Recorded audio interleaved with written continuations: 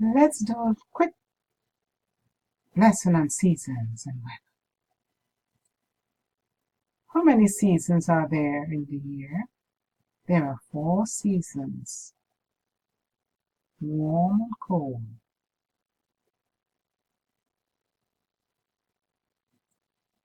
Name all the seasons of the year, and they are spring, summer, autumn, and winter. What are some of the clothing that we wear in each season? The season of spring, summer, autumn, and winter. And what are some of the fruits and vegetables found in each season?